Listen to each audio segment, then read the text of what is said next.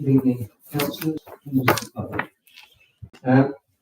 We have a fairly long agenda and a request by at least one councillor to try and get on ahead within the 2 hour time limit. So can we try and aim to finish by 9:30, which will mean for some of us we've already been here for an hour or 2 meetings. So 2 hours maximum on this one if possible. Right, first item is apologies for absence. I suspect that's Councillor Davis, Councillor Arnold, and Councillor Shura. Councillor Shura. Do we accept those apologies? Yeah. Thank you. Right, declarations of interest. Firstly, anybody any disclosable pecuniary interests? Any other interests? I suppose the only thing is that the three of us at this end are trustees of the Museum Trust. However, a decision had already been taken at an earlier meeting that we would sign this document, which features later in the agenda. So I think we'll just formally note that the three trustees have declared another interest, just for the record as well. Requests for dispensation. None. Gifts or hospitality accepted over the value of £50. None. And any inappropriate gifts or hospitality offered. No. Right, the minutes of the full council meeting held on Tuesday 20th of February have been circulated.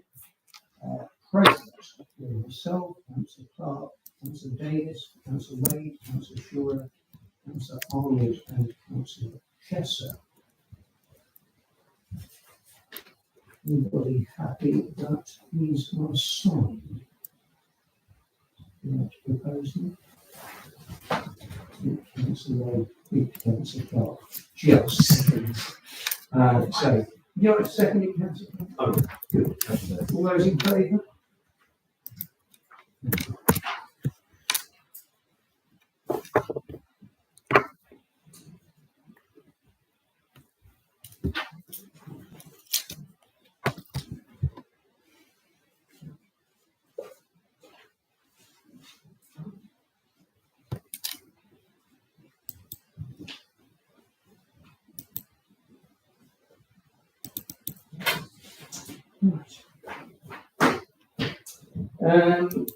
That brings us on to consider and approve the co-option of a councillor. Town council. Well, I know that we've all had your paper, but I'm sure that it is possible councillors may have some questions. Thank you. So if any councillor does have any questions, Liz, would you answer one? Mr. Mayor, just one really question of procedure. I take it that either you or the Deputy Mayor have interviewed our prospective colleague, or at least had meaningful discussions. I personally haven't, but there is one around this table who has. Yes, I have spent several hours discussing. So, Councillor Wade, having had some discussions with her, you would be happy to work with her as a colleague here. I'm looking forward to it. Well, that's good enough for me.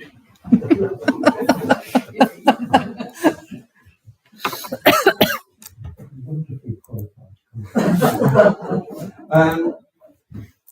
Is there anything you'd like to say over and above what is on your piece of paper? Not really, because obviously I'll be very new to this, so it's going to be a bit of a learning journey, but I think it will be very insightful and interesting, and hopefully I can give something back to the town, which would be good. I think we're all very grateful. It says to consider and to approve the co-option.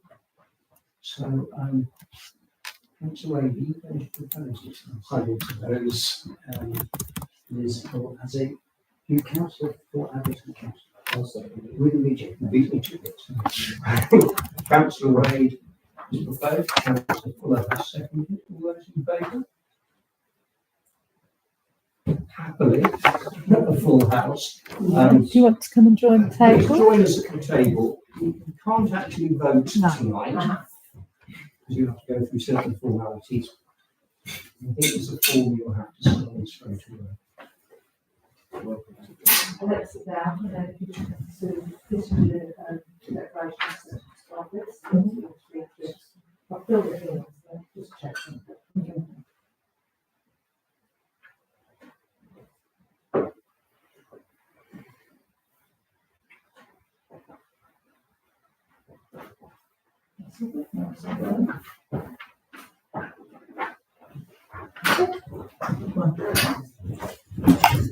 Too late to change it. Sorry.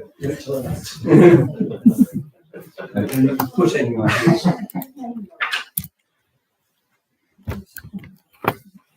I'm being prompted from my left to actually, as it were, formally introduce you. So this is now Councillor Liz Bull. Welcome. We're grateful to anybody who puts their hand up the parapet and volunteers. So what is sometimes a thankless job, but often very rewarding. We'll move swiftly on. Public participation from interested parties. Can we have anybody indicate? That basis presumably consideration of items from said parties. No. North Northampton Council. Welcome back, Councillor Harrison. Bearing in mind my earlier scripture, but please come forward, tell us what you wish to tell us. I doubt there might be a question or two for you. Well, thank you. You'll be pleased to know I have very little to tell you. I really wanted to come here and show you that I am still alive and kicking. The first part of this year has been quite a tumultuous one for me, but I haven't forgotten about you. I am still here and I still very much care about Oundle Ward and representing you. So I just wanted to really come along here and show you that I'm still here. I'm still here to support you.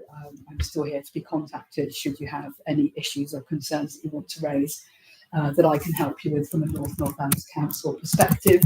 You probably know that when I stood to fight the by-election in Wellingborough, I stood down as the executive member for Adults Health and Wellbeing on North Northampton Council. So you now see an ordinary backbencher on the council standing before you. I'm no longer on the executive. It would have been completely wrong for me to have stayed in that position because, as you know, I was in charge of adult social care, amongst other things, which needs a huge amount of support and work at the moment as budgets are becoming very stretched and very difficult to manage. So my view was it would have been absolutely wrong for me to have kept that position whilst campaigning to become a Member of Parliament. So sadly, I didn't become a Member of Parliament, but happily I am still your councillor. So I really just came here to say that to you and make sure you know that I'm still rock solidly behind you and want to continue to work with you. So very, very short and sweet. I'll take any questions, and if you have any things you want to raise with me right here and now, please do. And then afterwards, if you don't mind, I will stay for the next bit because I'm here to support Rupert in particular because he wants to talk about the Oundle surgery. I think, Rupert, is that right? And the other two agenda items in that section look very much like it'd be worthwhile for me to be here, particularly Fletton Fields, because I'm rather proud that I've helped to facilitate us to a point where hopefully that's going to move forward and you're going to be able to take that on. So that's just me, but if you have any questions, please do fire or things that you want to raise within North Northampton Council. And please don't make it public. Sadly to say, I constantly hear the word chaos being used still about the state of affairs on North Northampton Council. Could you tell me a bit more about that? Well, I don't recognise it, so it's quite difficult for me to talk about chaos when I don't This see is it. people who obviously try to get things Right. Yeah. I mean, I think really you'd have to raise specific things with me so that I can take them back and sort them out. If things aren't being dealt with, then that's where you need to get in touch with me so that I can try to do something about that and make sure things happen. My own view of the council is that there's a huge amount of great work being done. The executive is working very well, and that on the whole, given all the stresses and strains that we face, we're keeping our heads above water, which right now is councils, unitary councils and primary councils across the country are really struggling with adult social care and children's services because of the massive increase in demand. I think the last time I was here, and when I was wearing my old hat of having that role, the amount of demand in adult social care for people over 65 had increased in the year by 25%, which is completely eye-watering and unprecedented. Those people needing adult social care who were in the 18 to 65-year-old bracket, the demand there had increased by 15%, again, absolutely massive. So in terms of dealing with those things that we have to deliver, we have no choice. They are demand-led services. Anybody who needs those services has to receive them. That has been a massive priority, and there's nothing we can do about that. The truth is we need more money, and we have had some more money. There is more money coming. Behind the scenes, all the other areas are under some strain, as you know, in terms of, as I said, please don't talk to me about potholes. We all know that there are huge numbers of potholes, and we're being contacted all the time about that. We have got a lot more money being put into that. What I say when I was on the executive and now that I'm outside the executive, I want to see that extra money is making that extra difference. It doesn't just disappear into the whole pot of highways funding, and we don't see the extra value that we should be getting from that increase in funding. And then in terms of, I think the other thing that people find frustrating, and this might possibly be where some of those comments are coming from, is the thorny issue of planning. I believe that the team that deals with planning for our area has lost some members of staff, some planning officers, and I think that may be causing some backlogs and difficulties there. But overall, I don't recognise the term chaos for the whole of the council. There are challenges, absolutely. Yes, Councillor. As the long-name council, it's like defending West Northants is not only better. In fact, I think the relationships that I hear about one of those meetings, it's not as good as North Northants. I mean, the fact that you're here is fantastic, and communications is the key issue, I think, across both the bodies. So it's not just North Northants, it's across the two. We're having great difficulties in trying to split from 1 to 2. Yeah, and that process of splitting, which is still ongoing, absolutely, is almost there. But one of a huge agenda, a huge item of that disaggregation is IT. Now, at the moment, IT is completely delivered for North Northants by West Northants Council. And we've been working really hard to say, no, we want to manage our own IT.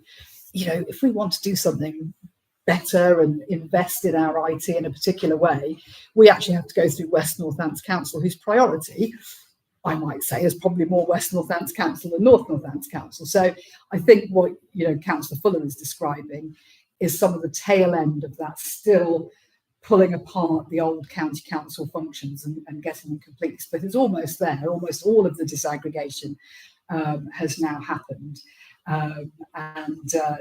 Amalgamating the districts and boroughs was relatively easy because, we had 4 districts and boroughs. They just got popped into the new council. But splitting the county council has been difficult. So you're absolutely right. And it's a hugely complex piece of work. How we compare to other reorganisations across the country, I don't know. I've heard that some of them have been even more difficult and tortuous than ours, but hopefully we've learned from what happened with those. But it's not easy. But please, if there are any issues that people just aren't getting resolved, they've contacted the council, they've done the things they're supposed to do, and they're not getting anywhere, please use me. That's what I'm for. I hope. That's what I think I'm for anyway. Anything else? Question. Okay. Well, thank you. So I'll stay for the next bit if that's okay, and then speak out. Thank you. Right. Well, guess what? The next item on the agenda is 1 Councillor Harrison Street. We'll see an update on the purchase of Fletton Field and to consider a response from solicitors regarding Gate Marriott House in Fletton Field and agree next steps. There's the paper. That was circulated. Which is that. And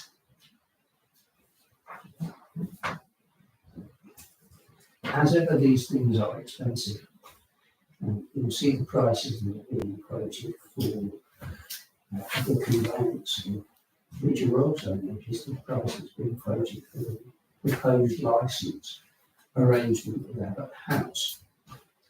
You'll also notice the apparent difficulties that might exist in terms of access flows. I don't know whether that consensus is anything we can. No, other than up until now, we hadn't got an access included in the transfer because the access from the car park was unregistered, and obviously the access from Gladstone Road is still owned by the owner of Old Abbott House. Now NNC have included the unregistered, which I think they are in the process of registering, but I just need to confirm that. Otherwise, we'll have to register it. They've included that in the transfer, which is good.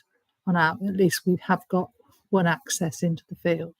But it does mean that it's going to cost a little bit more money. I think we were originally quoted, I think it was about 1,500 or so. It's gone up by a couple of 250.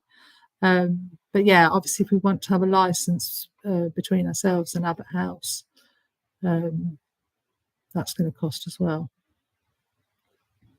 I mean, I do think we need to have something. I don't think we can just allow the gate to be put in. We talked about this before. I think whilst we're in favour in principle of putting in the gate, because we can see the benefits and residents of that Abbott House, it's not a direct benefit to other users of Fletton Field.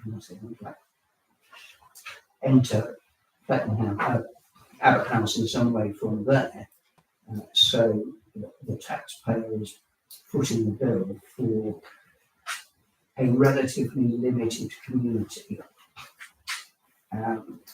Unless Abbott House would pay or contribute towards that cost. I could turn it into a condition of entering into such an arrangement with them. You could send them out to see how they would feel about that. But I'm not surprised, particularly at the costs quoted. But it does seem quite a lot of money for something that wasn't our initiative. And is a request made to the council by what is essentially a commercial organisation. What do other councillors feel about that? Splitting the two things, because I think one is just in course and the information is there simply for you to update yourselves. But this issue, in essence, requires a decision by the council, because we can just wait for it and go back to them and say, we do it, but we've got to pay and contribute. Two questions. One of them, the land over our car park. I just want to get my head around what the email actually says. Does that have vehicle access or does not? Yeah, have you looked at the plan? Yes. Yeah, that is the road that goes from our car park into Fletton Field. It's some of those things. But doesn't he say later on down the email that he doesn't, the solicitor doesn't yet know if that does have vacant access. Not know when the property benefits and the rights to use. So, well, anyhow.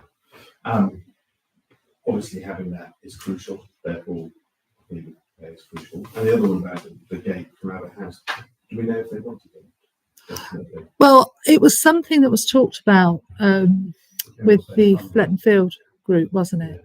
And they were going to raise funds for it. I don't know how to purchase this gate, but I think when it was raised, we decided that it wasn't necessarily something that we were just going to say, yes, that's absolutely fine. We did need some agreement. And then you asked me to look into a license, which is what I've done. So. Yeah, and I was just wondering whether we actually know if they want the gate, or whether it's just an idea for Christmas. I thought that they wanted a gate. I thought that They wanted to go for pregnancy, didn't they? I've not been directly involved in any of those conversations. My understanding was that, yes, they were keen to have the gate. to have access, yeah. To have access, yes. But whether they would still be keen, I seem to recall, again, I'm just going from my memory, I seem to recall that there's some process whereby they can ask for that funding from, I don't know exactly who. I think I got the impression that maybe there's some sort of committee or some sort of group that would approve funding of it, presumably because, there must be some oversight of what they spend, because it ultimately, presumably the residents pick up the bill, they line in their fees. Residents. Yeah. So I think probably the way to do it would be Ask- to go back to them and say, Yeah. Are you still keen? If there's an additional cost, over and above the cost, just Would you, yeah. physically putting the gate in, So we can make a decision. and then we see where we go from there. And they turn around and say, well, we don't think we should pay. If you see the benefit, we can see where we go from there. But we'll use that conversation, isn't it? I'll contact them. So I think, as you said, two issues here. One is the cost of the additional cost of purchasing land. In the first place, we have to pay that. The second is about pedestrian access. I think I was stronger last time in saying, there's nothing in it for us as a council or for the Fletton Field Association. So if really the costs are entire houses costs. But if we're going to go back to just make sure, which I think should, Yeah. we also want to add in that the cost of installing the gate and its upkeep was also from Abbott House. I don't want that to be part of the condition of the argument at all. So they need to know it's their cost because they're a commercial entity, they want it, there's nothing in it for us. So they should pay for the license cost and the cost of the gate and its upkeep. I personally would agree with Councillor Rowe, but is that feeling of the meeting? I think we should have that conversation with them. I'm not sure I completely agree with the sentiment. There's nothing in it for us. I mean, there's nothing in it for us to own the fields. It's to provide it as a facility for the community, and that community includes the residents of our house. So, yeah, so it shouldn't be just more cost. It's got the same incentive for us as it has for in the field. And my reading of the email is that if there's a vehicle access, pedestrian access route with relationships with Abbott House might be to our advantage. So open dialogue. On that open dialogue, explain I don't to think them it's the costs. vehicle access from Abbott House. Sorry. No, not from Abbott House, our access. Oh, right, okay, yeah. Because I think the title says there's a little bit of land, but he references might be there. Mhm. But I'm not Okay. sure. So I think that's clarified. That will be negotiating for us. Mhm. Just a matter of course. When I first read this, I saw this came from Emma as Clark. But as I read it, it seems to come from the solicitor. Yes, it is. Yeah. So what would be helpful, I think, in some ways, is either to say who it actually is from, so we don't have to work Okay. out who it's I don't from. normally include that. I know you don't. Yeah. And it's something that we need to ask for now. Or we get the original letter. Yeah, can do. It's just something normally, anything that holds names, telephone numbers, I just tend to take them out and you have the information. GDPR is not an issue. Commercial Mary's legal capacity. But yeah, it was an email to me, so I'll just So, forward the because email. they know who it's from, that is where, Mm. where it's come from. Our sister, their sister, Northampton County Council, or whatever they're called these days.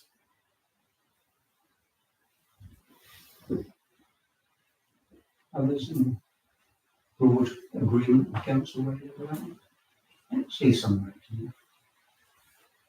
I don't hear any demand. Yeah, no, that's no problem. Right. I think we're clear on the way forward. Let's move on to another item of interest to Councillor Harrison. Now, this time it's to consider whether there's a need for an additional medical practice in Alnwick. And Councillor Clyford was kindly produced. May I speak to my paper? Indeed. Thank you.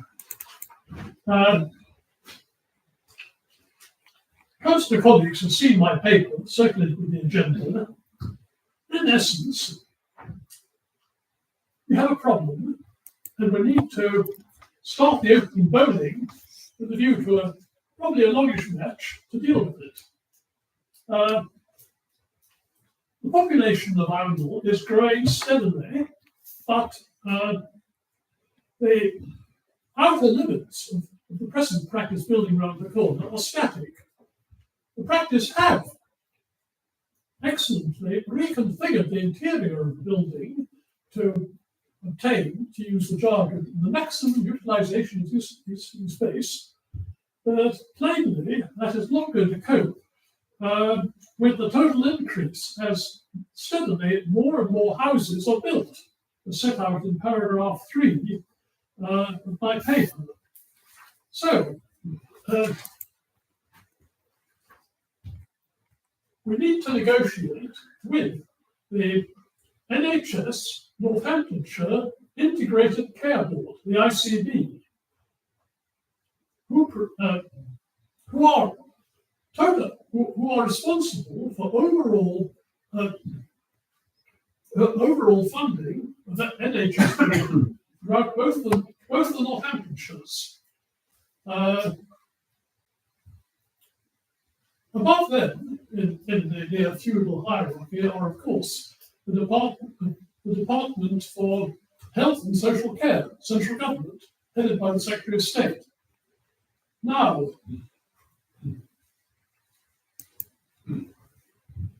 I welcome our North Heads, Councillor Harrison's support for my paper and for its objective.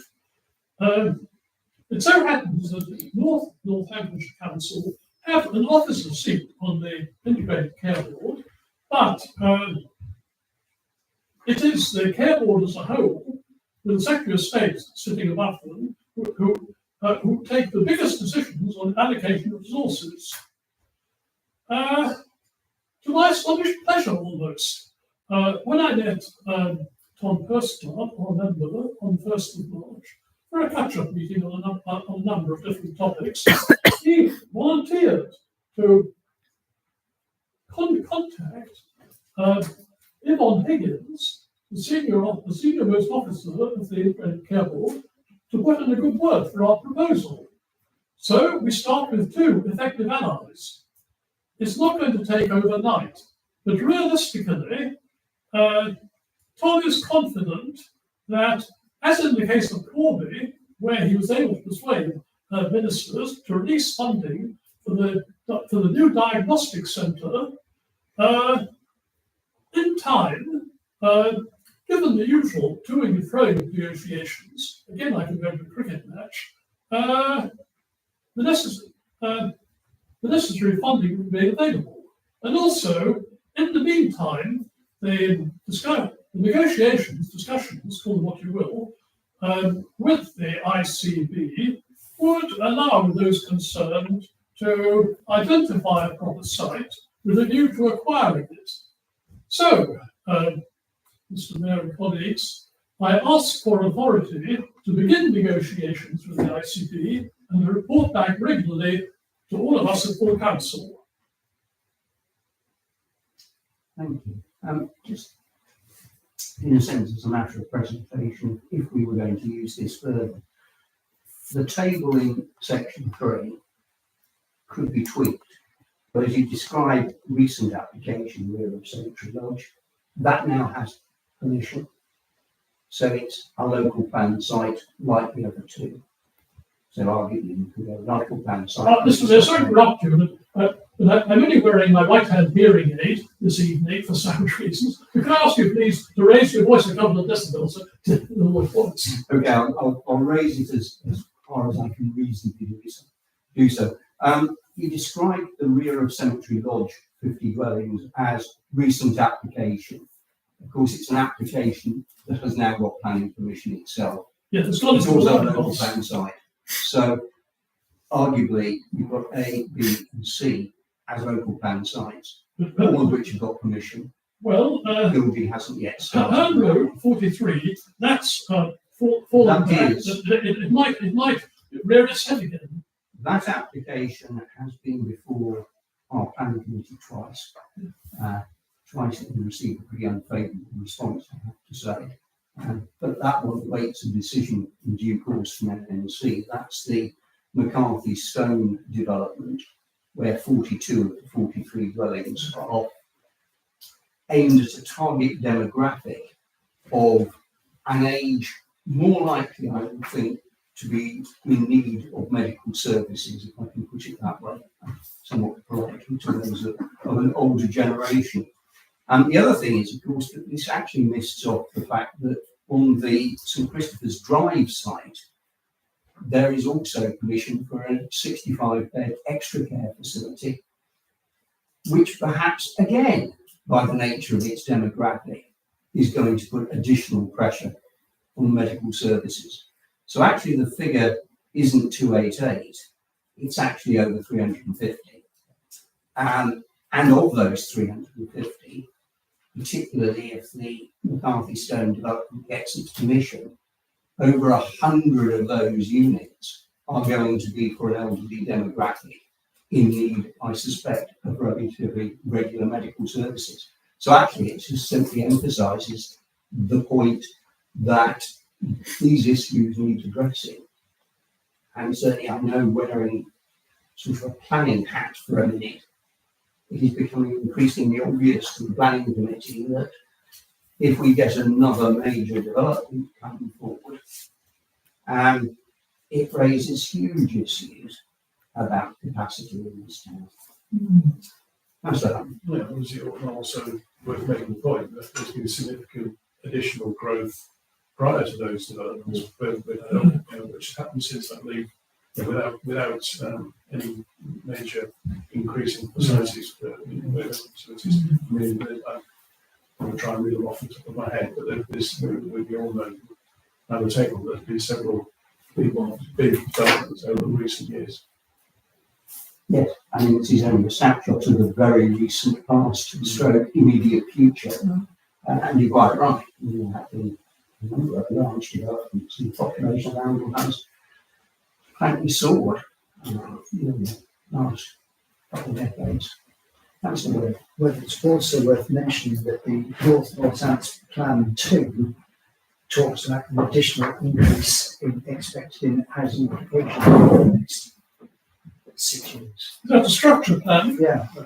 Indeed, so And again, I wonder if that could be mentioned in here as further grist to your mill.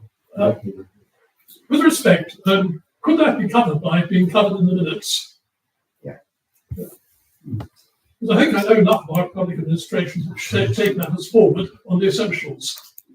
Yes, I mean, the bizarre thing about where we are now is that there is a local plan part 2 which identifies residential development in the period to 2031, all of which has already got planning permission and one site of which is already under construction. There is no quote unquote capacity under the local plan for any significant further development other than arguably wind development, except that we tend to know where arguments based on that end up. And it's a matter which, as a council, we ought to be vigilant about. And I did mention recently, and Councillor Harrison actually provided a bit of help to me on this, that putting in place a neighbourhood plan that looks specifically at where future residential development should come and in what circumstances seems to me to become an increasing priority. That's a debate for another day. I think we're not specifically this one.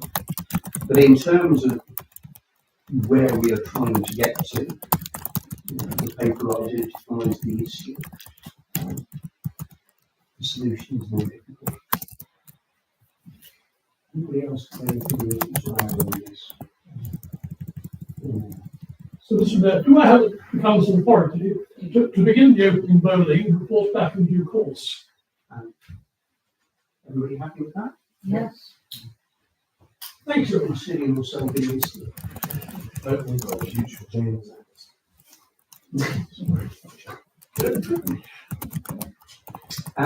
Right. The next one is to receive the letter from NNC sent to our Member of Parliament regarding the sewage overflow issue on Ashton Road. You may remember we had a presentation from concerned local residents in here not that long ago. And we raised this issue far and wide. All the people we reached out to was the MP. The MP contacted Northants. They contacted Anglian Water, and Anglian Water had essentially said there isn't a problem. That's the way I read it. So we have people who came to us to tell us the system is fundamentally flawed on the one hand, and Anglian Water sticking by their system on the other. Time alone will tell. But as we just referred to, there is a 65-bed extra care facility and 65 houses that could be built off St Christopher's Drive, all of which will have to go through this self-same system. I'll just add, obviously I forwarded that letter to the residents that came, and it's exactly the same circle of events that happened in 2021. So we've just done it again. It may be frustrating, and council is about to learn of the frustrations of being on a local council, but sometimes you just have to keep hammering away, you know, eventually somebody listens. Councillor, So I'm not an expert in sewage, despite the protocols, but nonetheless, Anglian Water is saying they found no defects in the system. I'm sceptical about big organisations who have to spend money to fix something and delighted and finding no problems in the system. How possible would it be to find an independent expert in these matters and get some kind of sense of cost from them to commission a review of the system that we've got? Because if we're here to represent ratepayers and they're getting stonewalled, it would be good to know whether that stonewalling is appropriate and legal. So that's the question. Do we know anybody? Can we get a hold of anybody? Can we get a quote to have a look at the system?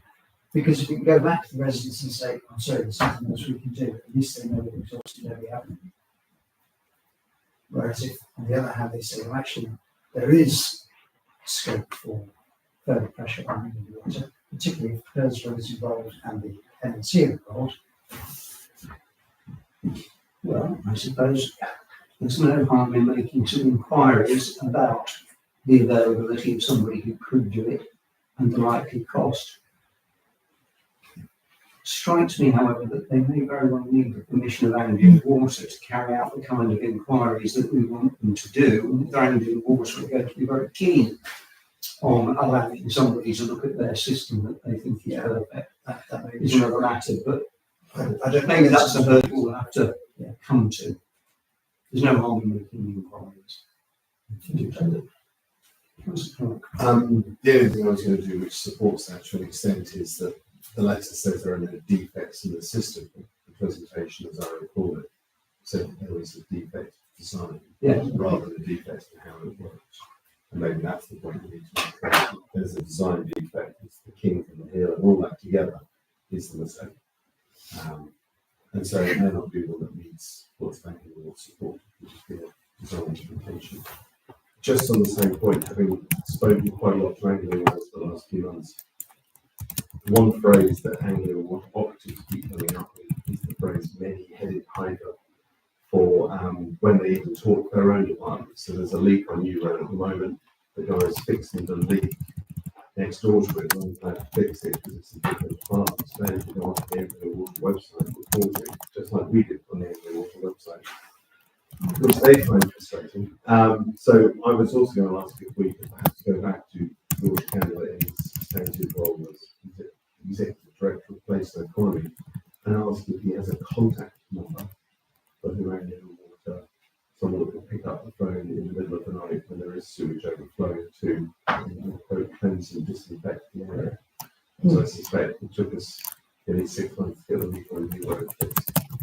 So if he knows who this person is, then it's straight away we can give that to the constituents. Well, that's a very practical thing. Sure. It seems to be a possibility. And I suppose we could go back to Mr. Campbell and certainly copy to Tom Thurston. That whilst we know that they say that there isn't reports No defect in the system, if there's a design fault with the system, it might not need to have a defect. It just So doesn't work. the system is working as it's planned to, it just wasn't planned. I noticed Councillor Harrison who have handed it on. Clearly, you only take a question from me if you choose to, because I'm not supposed to be part of the discussion. Well, true, but you're here, and it would seem a shame not to let you speak. Thank you. That's very kind of you. This is quite frustrating, isn't it? Because back in, I think you said it was 2021. I took these issues up and we got exactly the same answers like that time. It can't possibly be right that these are issues that keep occurring and we keep getting stonewalled and the same answers in response. And I think, as you say, it's possible that there's a design flaw rather than actually something wrong with the system, but also there's a capacity issue. And it's, was the most recent issue to do with high rainfall and same as last time then.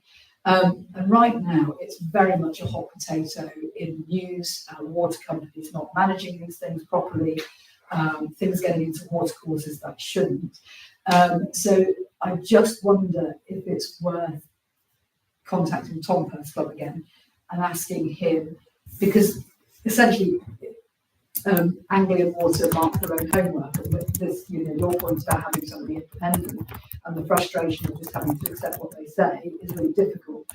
But presumably in the hierarchy of who's in control of what, there are people within government who can say, I'm sorry, there needs to be a solution to this problem. So I wonder if you could maybe use Tom Perth Club to find out how that might work.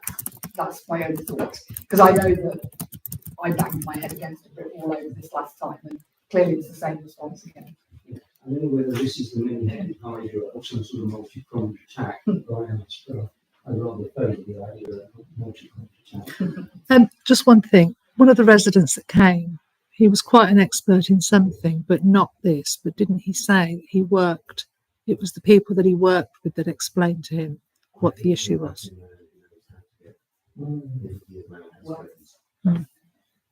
Let's engage with him as well, and tell him all the things that we talked about here tonight, by way of keeping him updated.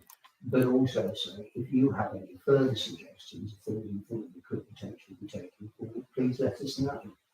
And if he has further information or expertise that he could make available to us, so much the better. Right. Let's try and move on again. I'm going to So speak you'd out. like to Councillor Harrison, thank you so much Good for night, joining everyone. us. Thanks so much. Bye now. Right. Happily, the next thing simply says to receive the mayor's report, and it has been Yeah. circulated. As you can see, it's been quite an active month. The next item is again to receive the clerk's report. I kind of assumed that nobody had any questions from you, something where the chain, as it were. But it is often the case that you may have questions of the clerk in relation to her report, or it could be that conceivably something's happened since you wrote it that you need to update us about. Anything from you, Emma? No, no.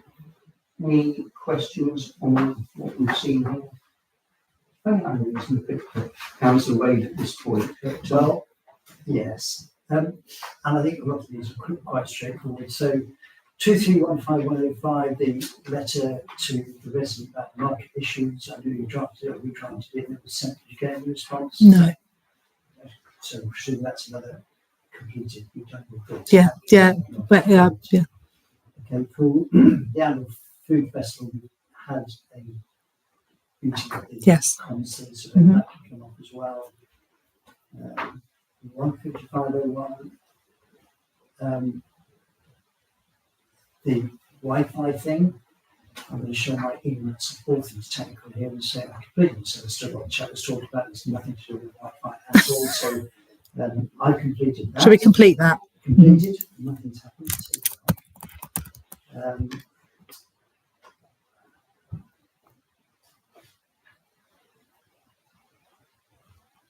the last one, we're now coming up to the first anniversary of a working party agreed to consider a community emergency plan. When we're supposed to start in August. Is this worth reviewing? This is a dead duck. I think it's an emergency plan is important, but if the working party can't be formed amongst the members who have said that they would take part, is it worth, maybe not here because I understand the process, reviewing who should be on that working party? I think it's No action is important. inaction. I think it's important that we have one. And I have had a chat with Morag because she went on the training with me. And when we get a moment, we were going to start looking into it. But I think we can probably start doing it off in April, looking at it. But then we've got Food Festival coming up and a few other things. So it is something that we should consider, even if it's just to, in the first instance, just to send out an email or try and speak to the people that we think should be involved in it. Out of school, first responders. Yeah. So And I also know that one of the members of the group was former Councillor Jones. Yeah. No longer with us. yeah, Can I suggest that what we do is actually by input from the working party people can meet. so it is something that Morag and I talk about a lot, but it's quite a big thing, and I don't think it's for us to just sit and It's massive. I think we need to work with councils on it. I think we would more and be a key part of it. Mhm. But as we talk about risk management, the time to discover we haven't got a plan, it's not really need a plan. yeah, And I think you've been held up as much by not being able to form a working party. So my suggestion is that by April, you identify through separate conversations 2 or 3 people who can be part of that. So we say in May we're going to have this working. I'll volunteer for a place. 10 days is like it. Yeah, slightly. Mhm. I suggest that we actually put this on the agenda for the next meeting. Okay. And we try and because it would be sad to have that emergency. Where's the plan? It's still in the drawing board. Yeah. Right. Yes. I've got you raised your hand. I was going to say thank you, Emma, for doing this format. It's a really good way of reminding us what we thought the statement was. And I looked down the list and I thought, did I? Oh, I did. Just to touch on a couple, Walking Tour Act isn't dead. I've managed to do one for the Vintage Festival, including the exciting news that the Hitler Youth came to visit around in 1936. I didn't know that. But my phone's so rubbish, I was still I can't make the GPS work, so I'm walking around and doing this quite a lot. But I'm going to get a normal person to test it, so that's coming up. And yeah, so thank you for keeping me honest.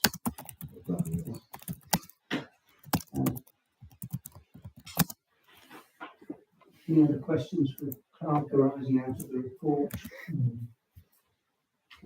Right, approve the meeting schedule for 2024, 2025. Which I'm not printed off, but- I have added in, since an email with Councillor Gray, I have added in another meeting, because at the moment we've got a meeting, personnel stroke finance, and that's sort of budget related, but we normally have an HR meeting before that to discuss appraisals and obviously any issues that we need to discuss regarding appraisals. So I've added one in before the full council meeting on October the 15th. So how did you know? HR meeting. It wasn't in the original. I'm not decided again. Yeah. We agreed it. didn't we? I was just going to say, don't worry. I'm lost. That's all though. It is. And having spoken to Lisa, I think she may raise a question about the first estates meeting, because it comes about a week after the April estates meeting. So, but from Lisa's point of view, it's hardly worth, she'll hardly have done, so she may ask you to consider just not having the April one and going straight to the May one. So it does mean you just move over a few weeks, but she's going to raise that next week.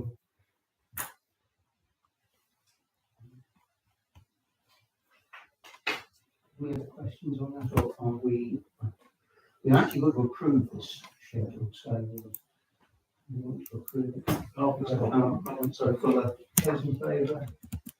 Thank you. And it is a completely different way. Hopefully I'm not going to get I'll circulate. Can everybody see the updated?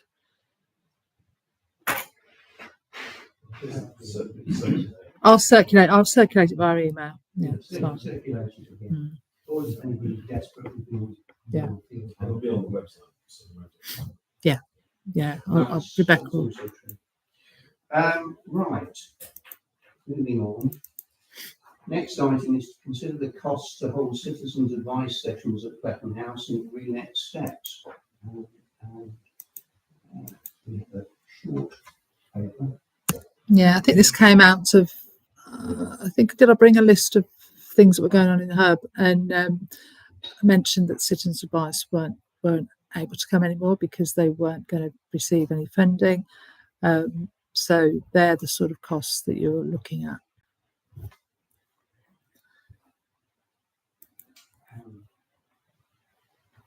I was going to ask a question. I saw when I left earlier today, it's weekly at the moment.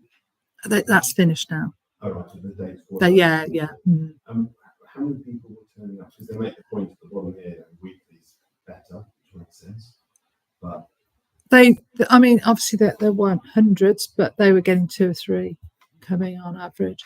The only thing I've noticed that they've left a lot of information that's on the desk that's got telephone numbers for various different organisations that they would then advise people who come to see them. So they have left quite a bit of information that hopefully people can use if they do come in. because of the weekly fund of 10.5 grand versus the monthly 2.5 is a big difference. I have, sorry. It just so happens that I'm involved in a situation that can happen to families. I'm dealing with a family in Kitchen, and although I'm a tutor, I'm actually having to deal with all their bills and trying to sort them out. So there's been a huge effort, actually.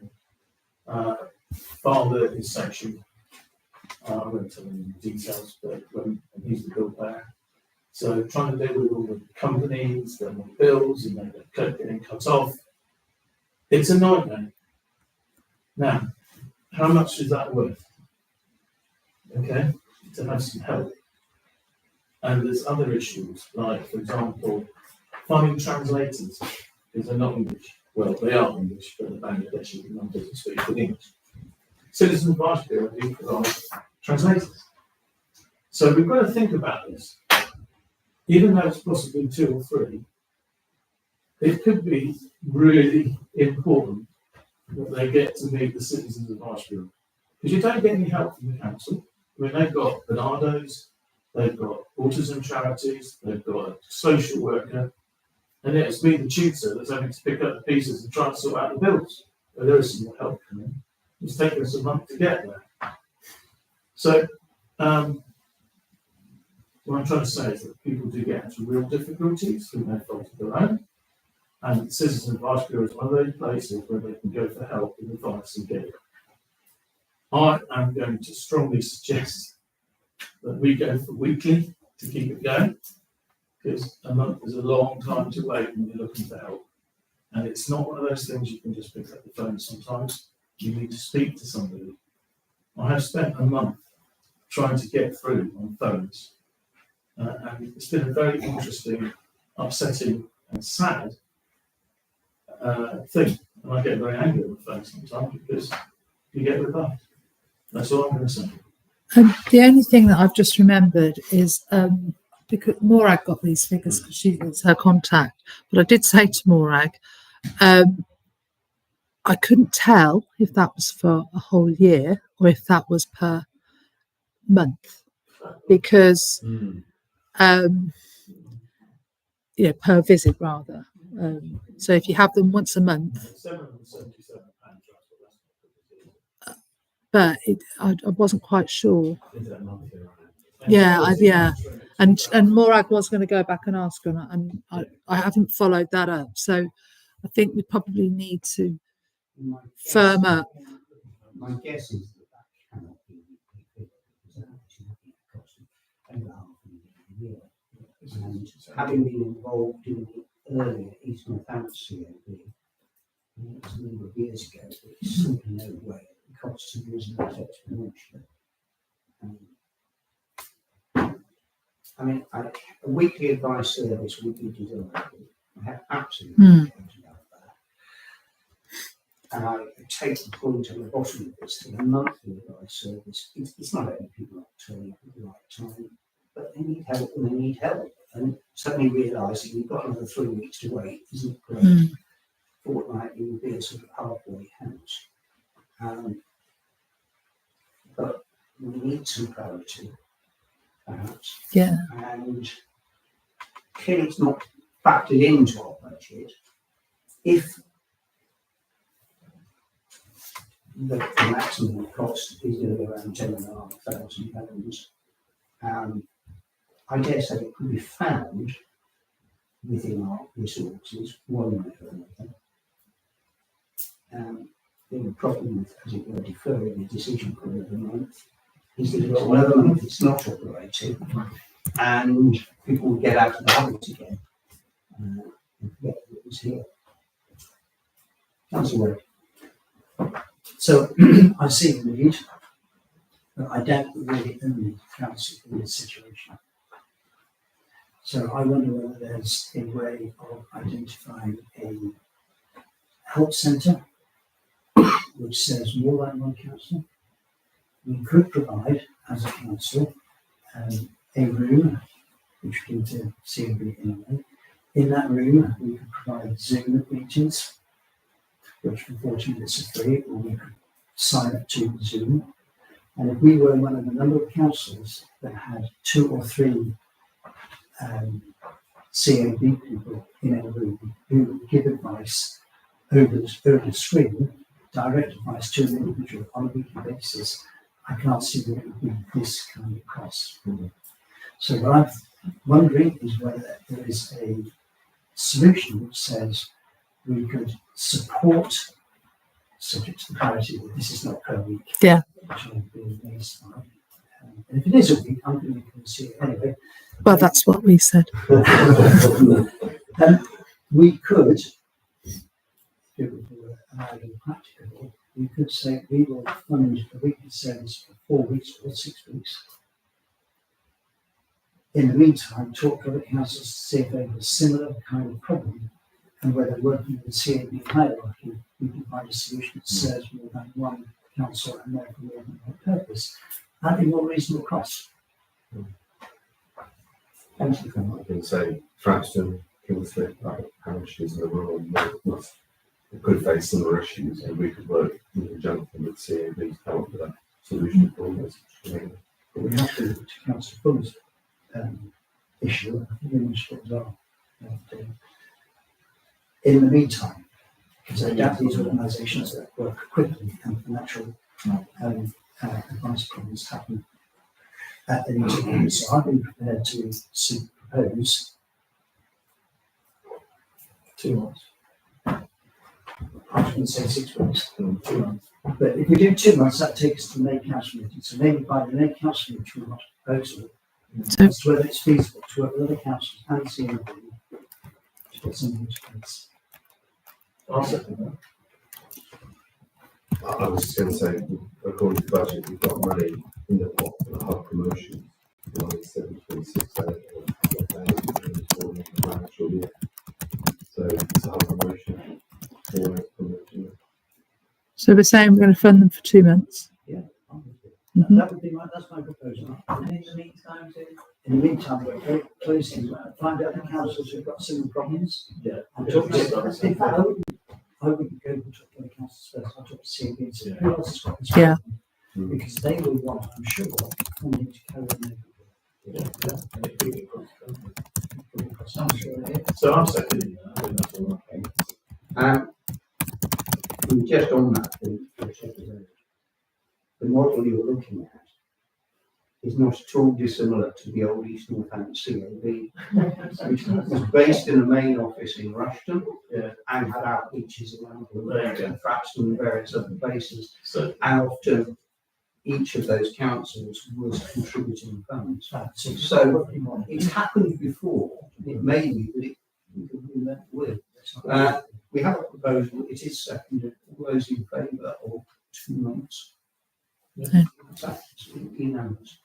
Thank you. So we'll try and keep it going over the next 2 months. We'll make inquiries and we'll see where it takes it to. Where enough I actually try and get this discussed in another place, not very far from here. Right. To review progress in updating the town council vision and strategy statement. Right, well, progress is the right word. Progress is not the right word. So what I wanted to do, just as part of the update, is start with some context. As I said in my original paper, we're charged as a council by statute to provide communities, not by statute, by requirement, government requirement, to provide communities with a democratic voice and structure for taking community action. So I made that proposal. If you look at the vision, because I think it's outdated, I think it's passive, and it was signed up for, it was approved, so great. And I think the need for this and a longer term plan so we can look at projects in around over a period of time, get some consistency, is underscored by the fact that annual ratepayers are the highest ratepayers in the county of Northamptonshire. So if I were a ratepayer, I am a ratepayer, and I'm asking, so what do I get from my money? And I'd like to see something tangible that I can get from money. I'd like to see the town council in that. So councillors agreed to that. Rather optimistically, I said, let's have something up by April, so we put it to the AGM in May, ask ratepayers for their views in May. and progress has been Steady. static. So, of the 11 councillors around the table at last meeting, 6 were able to say they were able to make meetings, although only 4 could make a meeting at any one time. 2 apologised for not being able to make meetings because of pressure of work, which I understand. 3 have not replied. If I work on my presumption that ratepayers must be able to participate in this, and we should have something called ratepayers to give them a sense of the value that they get for the money that they're paying, I want to move ahead. I'm not ready to give up on this yet. So I think there are 4 options which I'd like to discuss and put before the council now as to how to take this forward. So the first option is to do nothing, which would be the worst option of all. It simply says we're going to carry on as we are, and we've done a good job over the years, but what value are people getting for their needs? And doing nothing loses the opportunity to engage more with the townsfolk for ratepayers. There's an election coming up in May 2025. If we don't get people involved, we're going to have a situation again, as I said, in February, where we're looking for councillors, where we have to co-opt councillors rather than elect people into the council. So I think doing nothing is an option, but it's not what I'm prepared to countenance, really. Second option is to postpone everything until later on this year. To me, that's the same as the first option, which is keeping this longer and doing nothing. So I don't really like that one either. The third option is to delegate responsibility for those who can spend time, who are able to spend time with this, and rely on presumed consent from those who are unable to partake in the process. If we can get enough people involved, there should be critical mass, and I think there should be presumed consent. The fourth option, which may please me more than other councillors, is to accept the draft vision and strategies that have already been put forward. For people to make individual comments to me about how they might change them, and to use that and any changes made to the draft vision and strategies and discuss that with people. Because I want to see, I think we should as a council be able to put this to the ratepayers in there. Which option I'm happy to discuss now, but I'm hopeful we'll choose an option that allows progress. Because we need the chance to take longer term decisions that may go across the mayoral years and justify to ratepayers the high rates being paid and received for investments in the town and its well-being. So 4 options: doing nothing, postponing action, which is the same as doing nothing, allowing responsibility, delegating responsibility to those who will take part, presuming consent from others, or just accepting what's already been said and subject to any written responses to me over the next 4 weeks.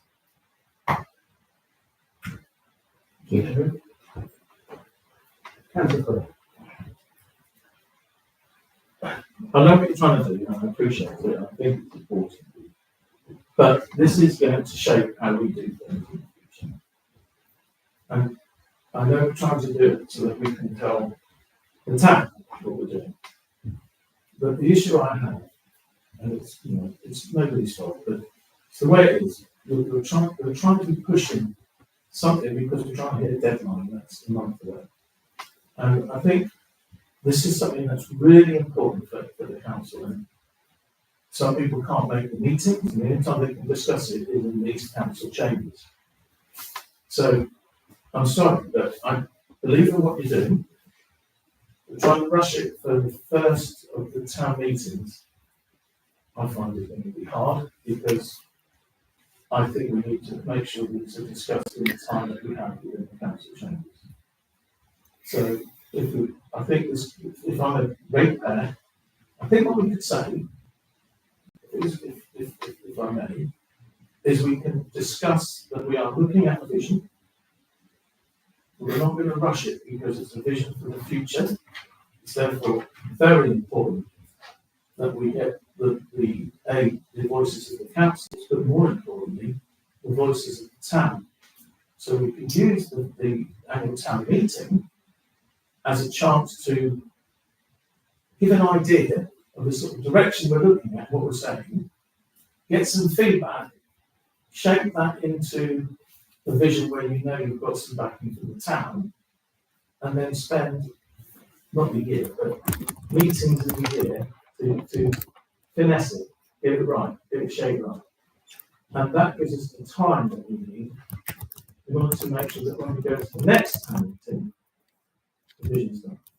And we know that we've got the opinion of the town to support it, and we can use the contribution to provide updates, so that if I'm a member of the town, on daily rates, I know that the town is looking at a vision. I know they're going to take the time over it. I know they're listening, and they're taking into consideration my views. That's my view. So it's a bit like option 3, but option 3 never put it back to council in any discussion. But I don't think I think that's pushing us into making decisions at pace, and the executive of this council has to make every single decision. So I hope that's okay. But I'm in favour, and I think we need to take it step. We've got to do it as a step-by-step approach. I know you've done it step-by-step now, but I just think we've got to do Um, interject me if I'm wrong, which I probably will. But my understanding is that we're commenting on the ideas by April, so that there's a chance to talk to the staff, who are part of the council as well, so that we can present it in May, and then almost start that dialogue and finish it a little bit after that to some extent. So I think in the end, you're probably in some agreement to some extent. If that's what, is that right, pretty much? I'll hear everybody now. Thank you. Louise. My view is that these things, if you don't actually start moving on them, they don't actually go anywhere. And I actually think it's a really fresh approach for Arundel to be looking to the future with a new vision. I don't think it's been changed for many a year. And I see there's no time like the present to get cracking. The other thing I was going to say, the other problem if we just do it in these meetings, we're going to permanently get sidelined because the list today is longer than it was to be got to. So while we can discuss it, maybe some of the substantive chat can take place. Yeah, I'm agreeing with that. Right. But it's a reporting back and a chance for people who can't make the meetings, who are at these meetings, to have their input. But it doesn't mean that the vast majority, it's like when we look at the Jubilee thing, and then we do anything that's major. The discussions take place outside, it's then reported back, and then I was quizzed by you guys, and girls, and that's how it goes. That's the point. And I think that's the important thing. But I think it should be really launched. It could be launched at the beginning, but the actual end product is next year's meeting, not this year's.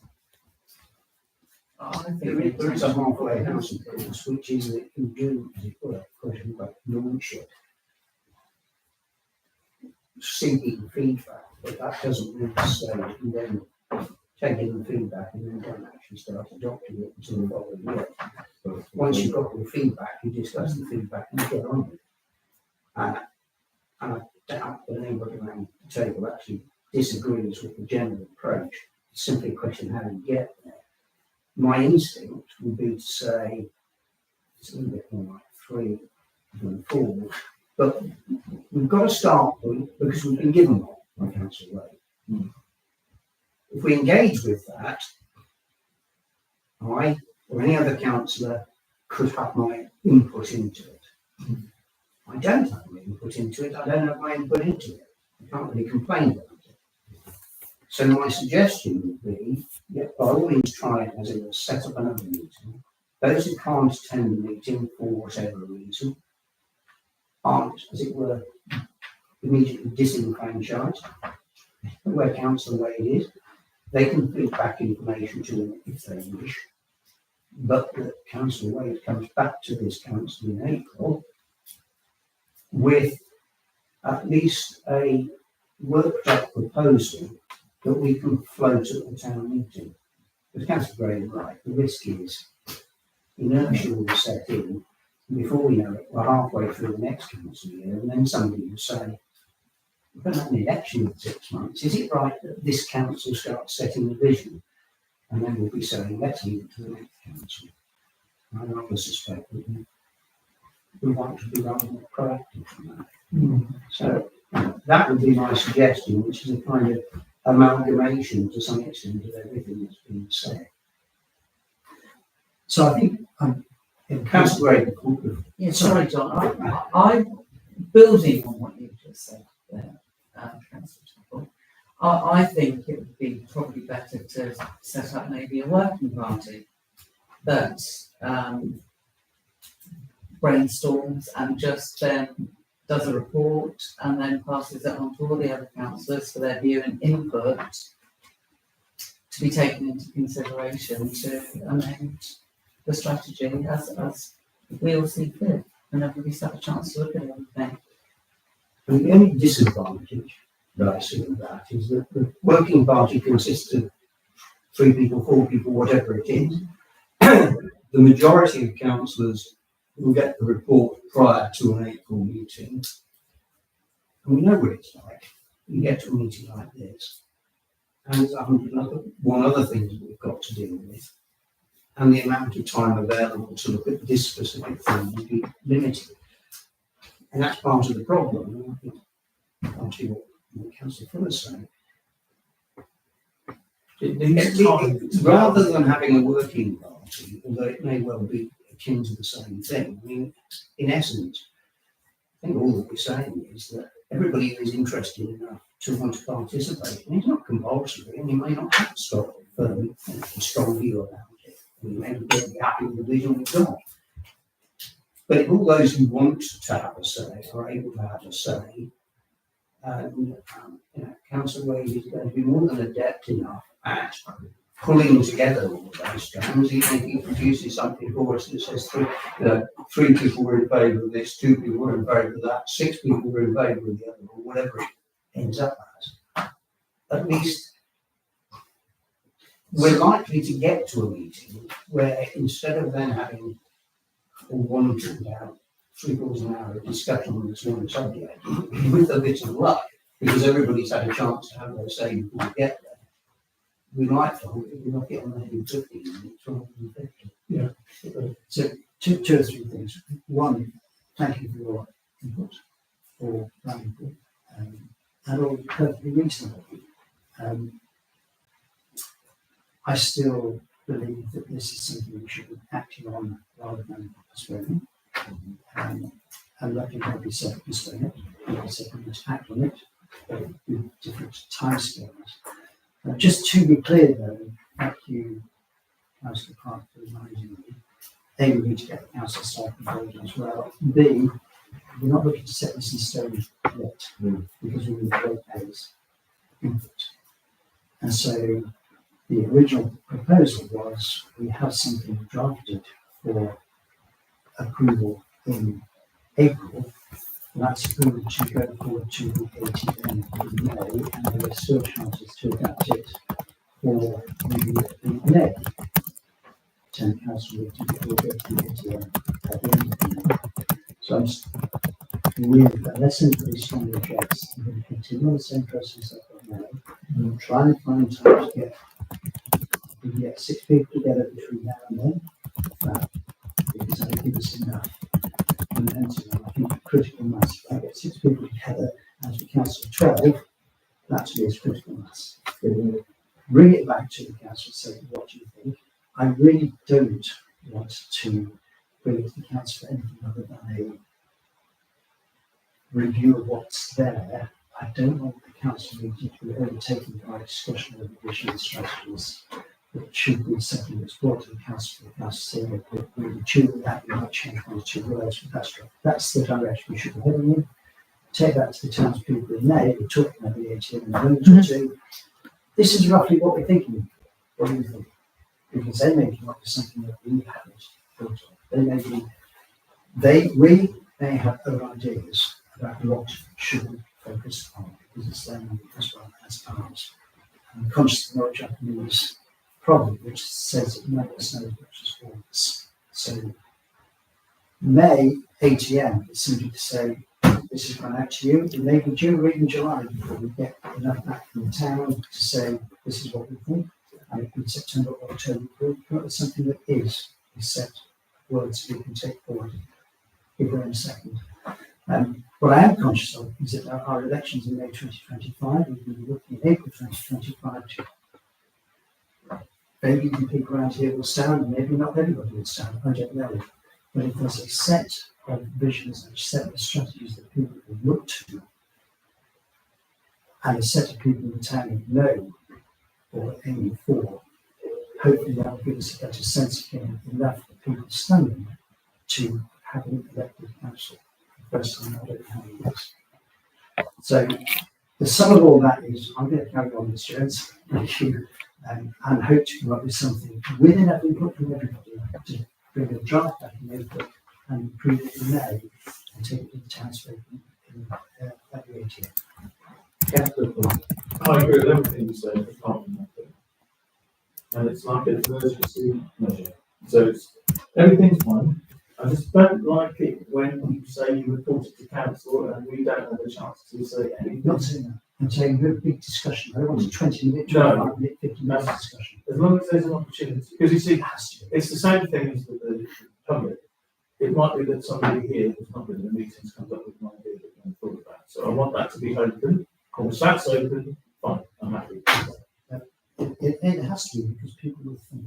Yes. But let's not make it May. No, you don't make it much. June, discuss it, July, discuss it. No, September. but there's got to be that element that it can be challenged. Right? I think it's quite a certain amount of diversity with basically soundology. Are we all happy to let Councillor Wade drive on with this in a way that he's outlined to us? Absolutely. Thank you for doing it. But we go ahead. We all expect to hear from you. With any areas. Right, we need to crack on. We're only about halfway through this agenda. It's so to consider the request to take part in No Mo May in some areas of OTC open spaces. I think that's No, I thought it might be. Should we raise it during the meeting? no, it was a request from one of the members of the I've forgotten the group. Yes, that one. Yeah. And so I said I would put it on the agenda.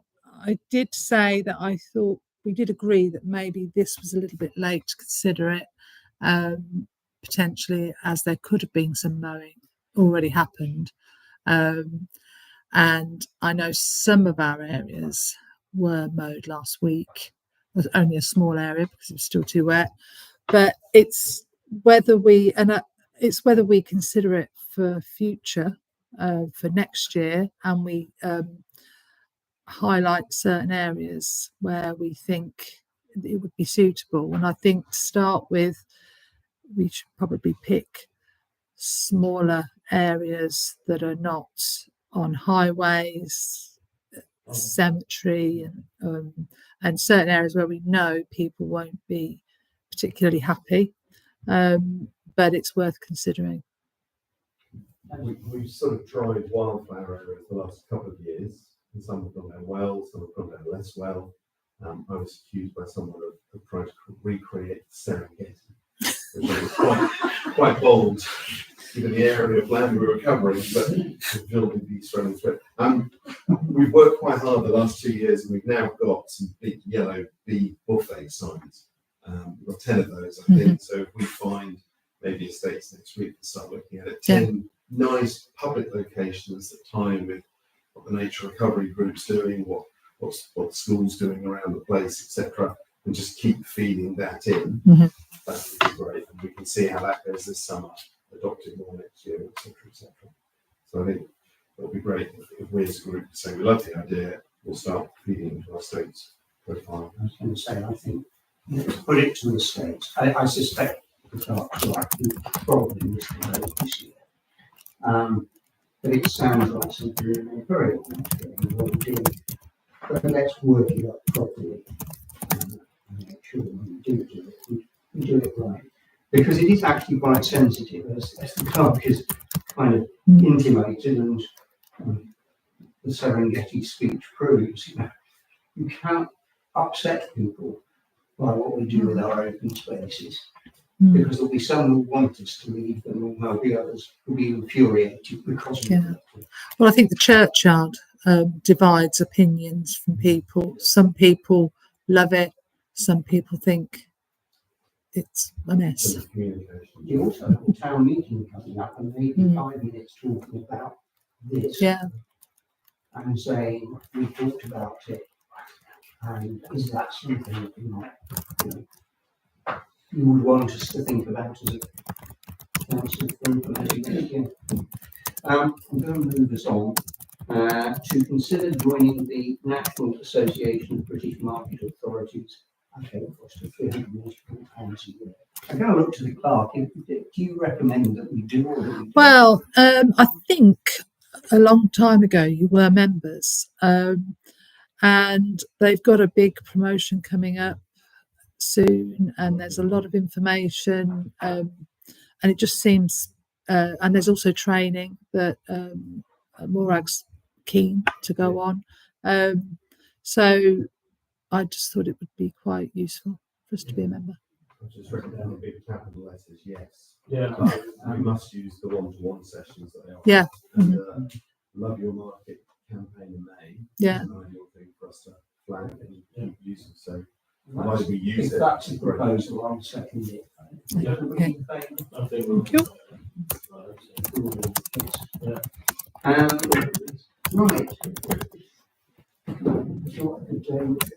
Right. To receive and sign the lease between OTC and the Museum Trust. Here is the document. This isn't a piece of time, but it really is. It's a piece of time. This council and the museum. 2021. We had already said that we approved the draft. It was only a question of when it arrived. There was a little delay, which is actually my fault for having another hat. But it's done. And so, it says to receive it and sign it. I'm just here. The clerk also has to sign it. Document of this nature.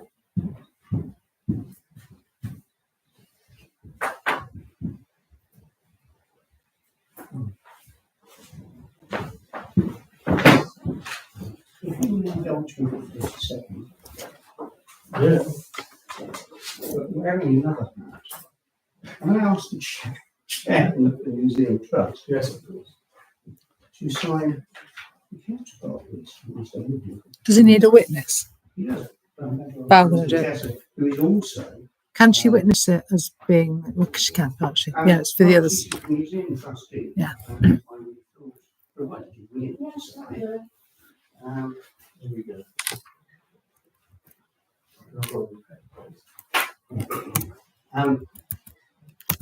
Whilst that's being signed to my left, we can probably press on. The next one is simply to receive the employment law update. It is received. I don't propose to discuss it because we want to move on to consider the annual town meeting agenda and the annual newsletter. Councillors, we should be conscious of the time, but it is an important event in our calendar year. Councillor Wade, I suspect. I'd like to do this. I thought you might. What I'd like to do is just talk about both the ATM agenda and the annual newsletter together, because I think the newsletter should actually be a written down version of what the ATM agenda is, so those who don't attend know what was said, and those who attend I can have something to remember it by. And so you'll see that I look at the newsletter first. We start off with We could probably put something a little kinder to last year's mayor, so with something like that. But effectively, we started off by saying, what have we done? And then we've got the income in there saying, what are we going to do? And we've got the council saying, this is how the council staff support the council in achieving what they're looking to achieve. I think we also have in the newsletter something there about we want more councils. And there's elections that have been said several times in 2025. So we're now not looking for 3 individuals, we're looking for 2. One of these stays. And we can put something in there to sell after the council, and that comes with either Emma or Beck, so that there are words that we can be given by NCAP to help promote that. Staying with the newsletter, I think we've agreed in the conduit group, it would be good to compare or to remind people what the county council is responsible for, but also, and this speaks to the ratepayer cost, tell ratepayers what we do, where our money goes. And a bit more detail with information from the early stage. I think in that, talking about the amount of buildings, the size of our estate, the cost of running that estate, the cost of repairing and maintaining that estate, I think will be very important, because that flows on from this is how we spend your money, and the estate says this is what we spend your money. Not being Right, but we own that much money. Funny enough, you should say that, because we talked, and it's not in here at the moment, but we have talked about finance person to talk about the QBH, and the only reason it's not here is because we weren't sure how the QBH trustee meeting would go. Now the QBH meeting has been held to talk about putting something in here, in addition to what's already in there, something about vision, because we've had approval continuing with that, and also something about work that we do on QBH. All of which says to the ratepayers, this is the value you'll get for your money. So if we now go back to the ATM, I don't see many changes. I see some to the previous agenda. Introduction, looking back, should be swiftly followed by looking forward. We can't change what has happened, but we can change what will happen. The rest of these, apart from coordination funded projects, because we've been there, done that, and perhaps the transport statement, I think the rest of that is broadly in line with what we've already got. And I think we're looking at meeting again to come up with a little bit more detail behind this. But what we personally need is council's approval of the ATM agenda and newsletter. We don't need approval at this stage, do we? We just need feedback. Yeah, we've still got a little bit of time, haven't we? So we just need feedback at this stage. Yeah. By April, we have to come up with something. I think the idea of doing the newsletter as a prospectus, as a meeting agenda is brilliant. I think the document's brilliant. Need some of the Latin words to just remind that. I was just going to put a little bit of surrounding all the way through, and illegitimate non-copyright. It's a bit repetitive. Yeah. I've just one thought. Should we put a notice out about asking for potential nominees for the awards? Has it gone out already? Have I missed that? Okay, that's fine. Yeah. I must have been away on. I was going away that day. Yeah. Right, that's fine. Yeah. It's a good point, though, because it should go out. I can't remember actually. Yeah. Mm-hmm. What we were supposed to do about it. I'm certainly not. Is that me in there? It was, but I can't remember what I was supposed to do about putting forward information. Going back to the clock. Presumably, it was just contact Handle Ashley. Yes. Yeah. As a resident. Yeah. Just. I don't know. Was it to handle admin? I think so. Yeah. Right. And was there a deadline put on that? I assume.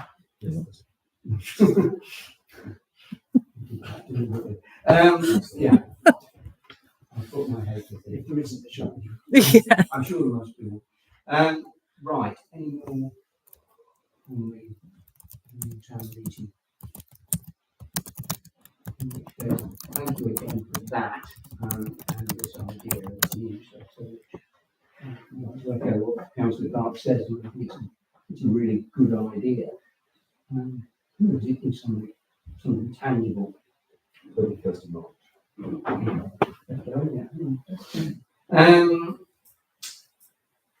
Let's move on. The next one is to approve the bank reconciliation balance sheet and budget for February. So can I simply invite somebody to propose that we do? Absolutely questions. Question? Seconded by Councillor Gray. Those in favour?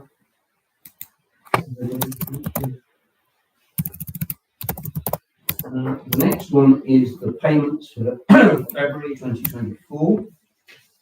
The suggestion being that we propose that the schedule of payments for February 2024 are approved. That list there. Not the frightening figure of £58,024.52 on it. Mainly because we have spent £19,500 on a maintenance container, which is very much in the nature of a one-off. I'm happy to propose that one from the chair. Second from Councillor Fuller. Those in favour? Thank you.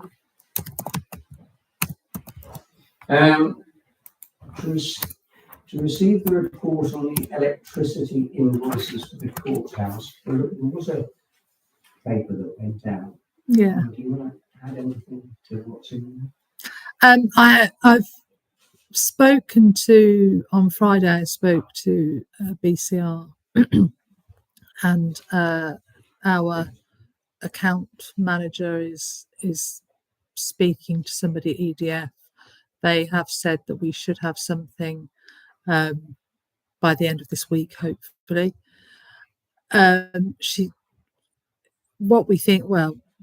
What I think has happened is, whilst we were with Positive, they started on an incorrect reading. Since I've gone back, I've looked at the reading the end reading from British Gas before we moved to them was incorrect, not by much, but then every bill after that was estimated, even to the final bill as well. But somewhere along the line, there's a huge discrepancy.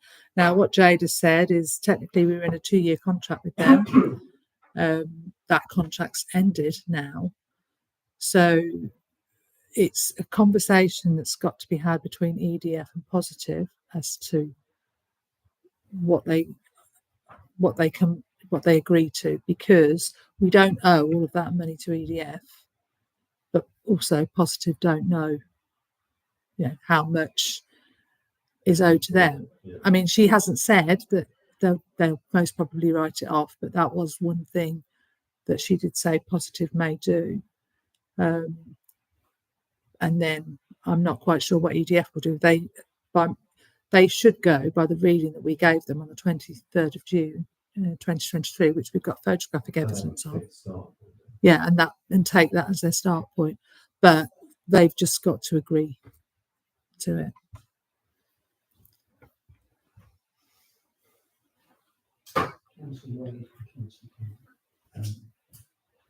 The press is full of complaints about electricity companies and energy companies taking payments that they are maybe not entitled to, and it's been days, months not giving it back. Should we be paying this by direct debit to rifle our account to satisfy their own accounting processes, even though they've said they will look into it first? So I await the conversation with EDF, but I think in the meantime we should say you need to bill us for the payment rather than just taking it back.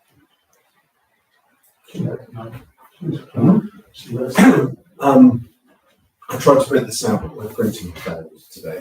So I did a quick back of the envelope calculation. You won't be able to see it there, but there it is. And if you take the start meter reading and the final meter reading, the numbers sort of add up. And obviously in those 2 or 3 years, we've taken 1 or 2 potentially very heavy energy user businesses into courthouse leases. And there is a reasonable chance that that's a fair bill. We just haven't been paying it. And we have increased the budget, we've been under budget for a couple of years. So in the end, the net result may not be that great. It's a nasty hit now. And it means we're probably subsidising some business users, someone in the courthouse to send about 10,000 a year, which is good for them. Bad for us. Doesn't look good for us. Mm. But I suppose that the point is moving forward, it comes back to our financial risk assessment, the QDH to an extent, isn't it? We just need to have a record, maybe Deborah, when she goes around and does water tests, we do a monthly meter reading, photo it, record it, then we do get bills, we just check that they're actual and they're in line with what we've got. My understanding is back then, means as a domestic customer, you can only be charged for the last 12 months usage. Micro businesses are the same. Businesses are 6 years, I think. And I don't know what we count as, but that might have an impact on the whole thing. But I think if we know moving forward, we've got good quality data to prove we're right, that would be. But I still don't understand how EDF can back bill us when we've only been with them since June and they had that figure and they also had another figure in August, and it took them till February or January to decide, oh, we'll just...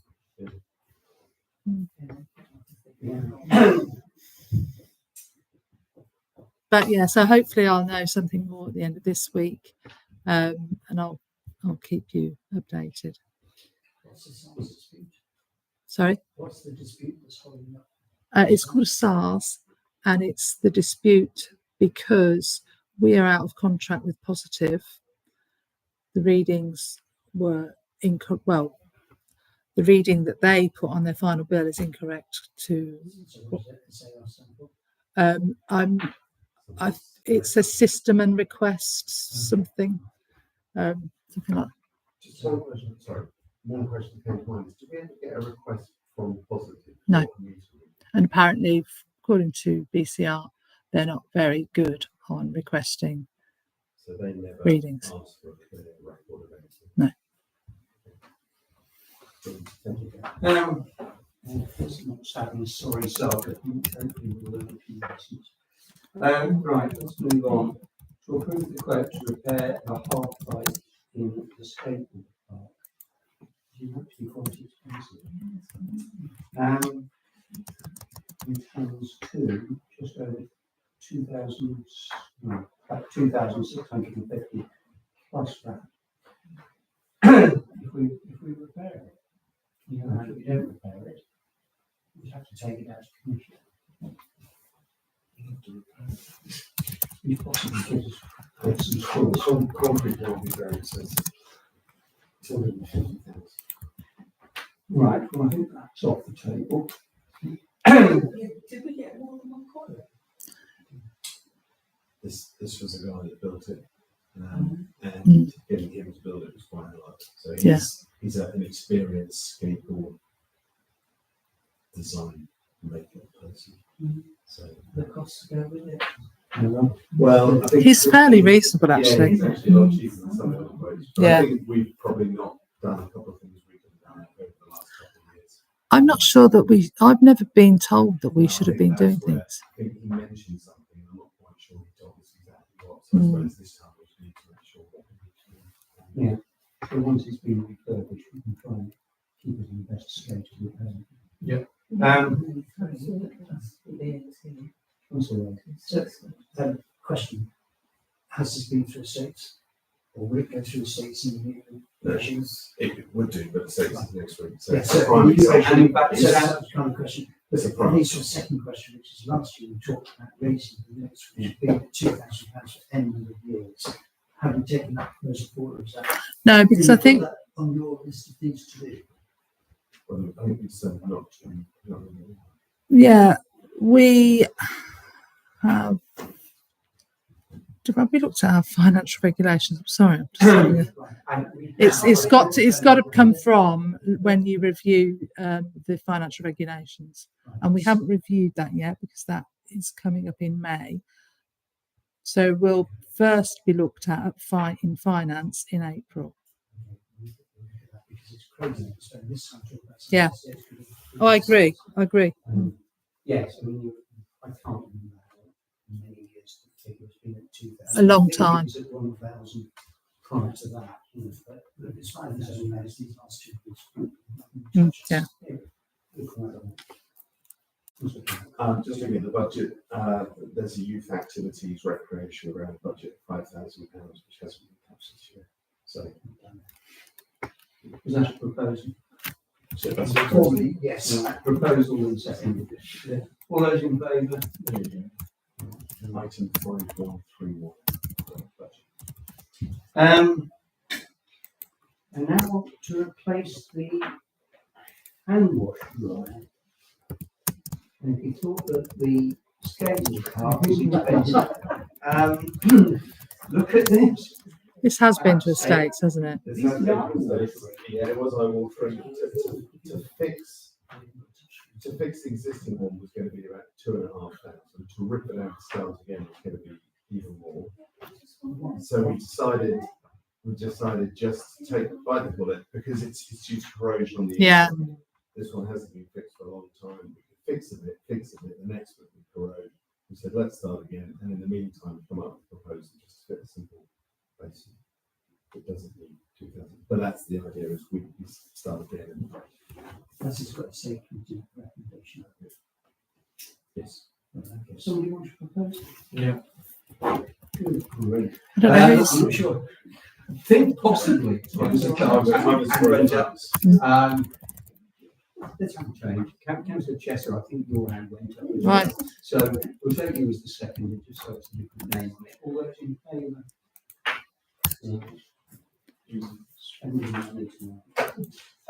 Highway matters. Happily to receive the report from the speed indicator device, it's circulated. Yeah. Let's not talk about it. To receive the transport report and decide further action, which is a 2-page document.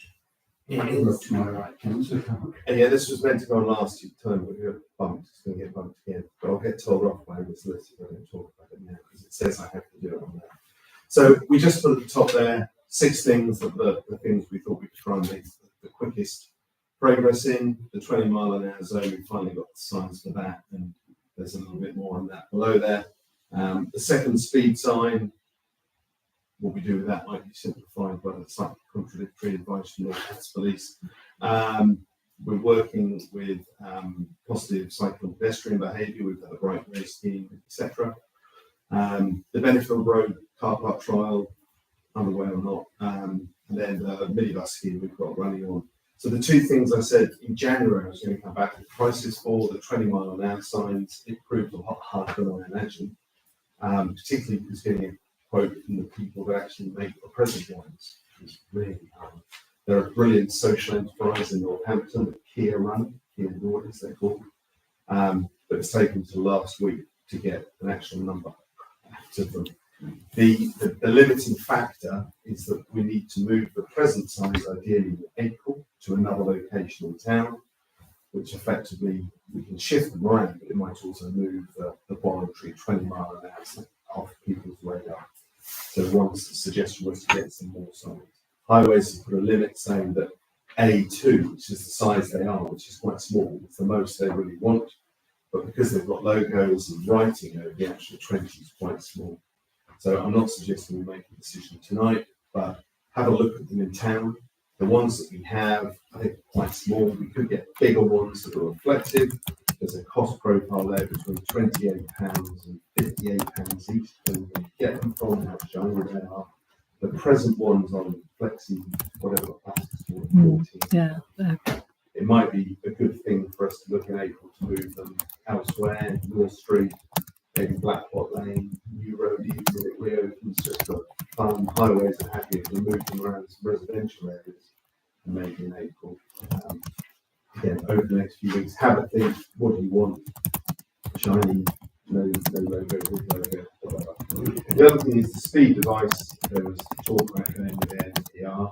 Councillor Fuller spoke to someone on the police. I spoke to someone on the police. One of them said, it's a great idea. The other one said, it's a lot more work for us. We don't like it.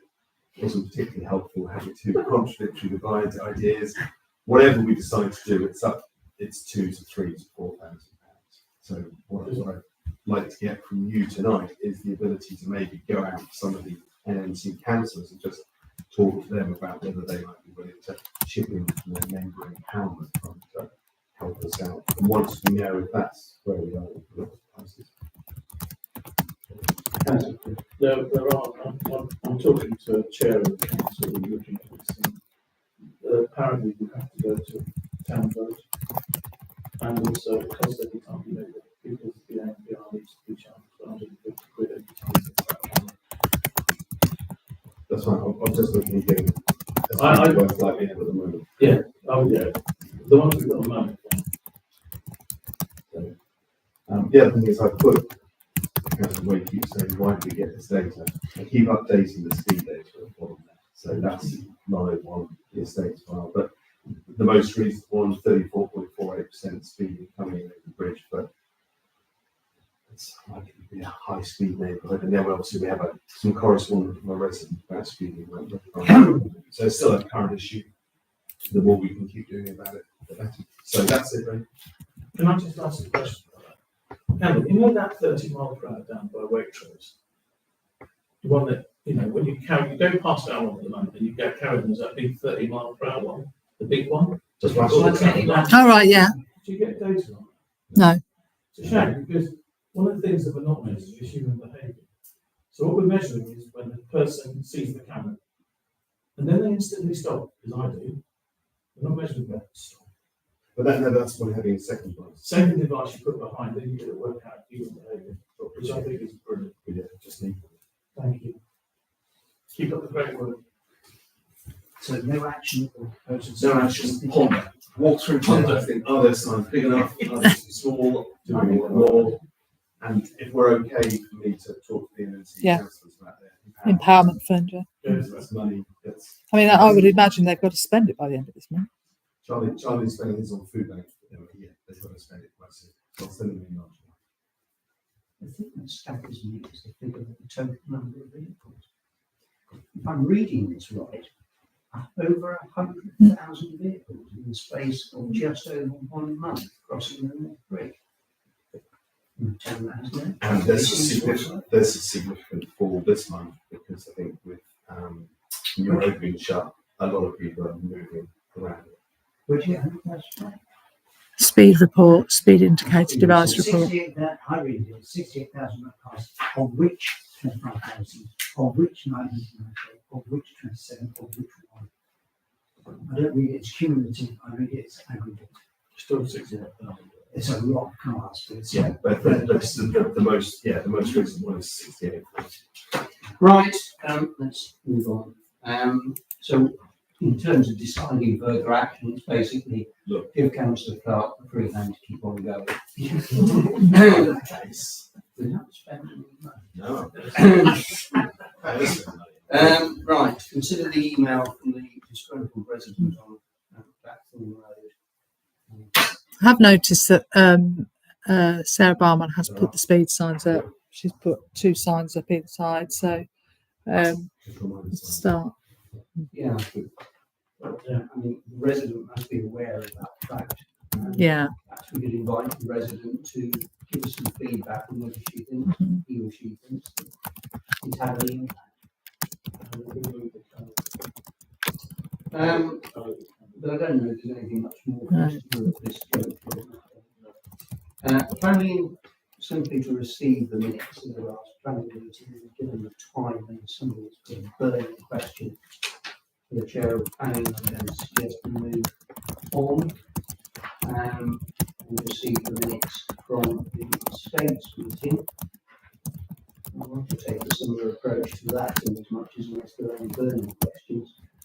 And if there were any, the chair isn't here, so perhaps somebody else can address it. To consider the national parking control contract and application form and agree how the car park is to be monitored. If this is going to require any lengthy discussion, I'm going to regretfully say I think we'll postpone this, but if people are either happy to agree or want to just reject the idea out of hand, then that's the should make a decision. As a council, we had approved to to go ahead and trial it, and that's absolutely fine. My only consider is when having looked at the application form and what I've got to put on that, and what training are given to the people that are supposed to be going into the car park and taking pictures, and then exactly how, when we're going to be doing that, who's going to be doing it, how often we're going to be doing it. Seems like quite a bit of work. Is that a recommendation that we defer this idea for the time being? Council, a recommendation to defer it. So I've got 3 questions. What problem we can't solve it? Because as I recall, it was all about the car. But asking a comment from the council on it. There's a lot of work for 15% commission of probably not very much. And a lot of effort goes into little or two. And thirdly, as I read this, and I may be wrong, it asks for photos to be taken of people parking incorrectly. It has nothing to do with the amount of time people spend in a car park. So I'm not quite sure what the proposal is designed to achieve or the problem is designed to solve. So I'm suggesting, I'm not the states, I'm suggesting that it's that may not be an appropriate. That really is. Okay, that's fine. You're proposing to can it. Because I'm not sure what problem it's solving, but I'm not in the states, so I'm just asking a question. I'm seconding it. I don't think it's too much work to do. I agree with Arthur. Well, that's fine. Well, you can take the vote. However, I do seem to have a proposal on the second. Okay. So I'll try to put it forward, but we will. I'll take a vote on whether we just abandon it at this stage or not, because I don't think you can amend it, and whether we are going to support abandoning it or not support abandoning it. And so somebody proposes to go. I'm not sure. I'm seconding it. Okay, you propose it, you can't. So, those who are in favour of abandoning it, please indicate. 1, 2, 3. Yeah. Sorry, 4. Okay. Those who are not in favour of abandoning it. 1, 2, 3, 4, 5. For the next council. You've got a casting vote there, Mr. Mayor. 5, 6, 7, 8. How do you have a 5, 4, 8? I thought it was 4 each. Voted twice. Mr. Mayor, my apologies. Please disregard my first vote. This is fair. Right, okay. Otherwise, it would have fallen to me on the casting vote. But it doesn't, so we're not abandoning it. So I'm going to ask Councillor Clark for what he sees as where we go from here in the light of what. Well, we've only got 2 minutes and we've got a bigger issue. It's something that we've been working on for a year, I'd say. My reading of the contract is there's no obligation on us to do anything if we don't want to. The orange document is something that we've been sent through from the international parking people to get signs approved by. And it's merely them covering themselves rather than all full of work. And the communications that we put together in the States last time was quite simple. Starting to tell people this is what we're looking at. At the moment, we have a private piece of land. If anyone abandons a car in it, there's nothing we can do to find out the owner or do anything about it, because there are no regulations on that piece of land. This is the lightest touch version of what we can find. It gives us the power. If the car is there for more than a week, and then it's reported, and then we can prove it's there for another week, which is the only time we'll take a photo of it. And I'm quite happy to do the training, which takes about 10 minutes. Then we can choose to enforce it. And that's the point. It's a very, very light touch solution that you can choose to enforce if we want. Whereas at the moment, our position with car park is inflexible. We don't have any regulations. So that's why this solution was working. I'm just a bit, when having read the application form, we have to sign up to this particular body that looks into, and they want us to complete that form. That's the body that these people are regulated by. And the person that sent that said we need to complete that application form. Yeah. But having read through that application form, there are quite a few things that we've got to sign up to when you read through. Because I'm conscious of the time, you can't be back to this. Can I suggest that we defer this item to the next agenda? In the meantime, the clerk and council.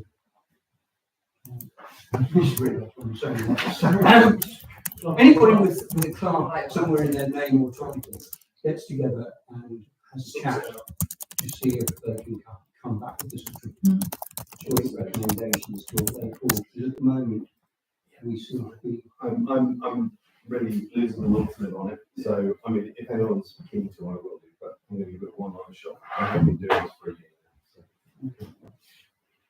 Have a chat, bring it back, with a recommendation, what it is, and then So they have everything. Thank you. Right. The next one, I think is what Councillor Clark was alluding to, is to consider the quote to repair the wall at the cemetery and approve the request to take funds from general reserves, as has been recommended by estates. And I will read this right. There are 4 sections. I'm not having attempted to add it all up other than sort of roughly in my head.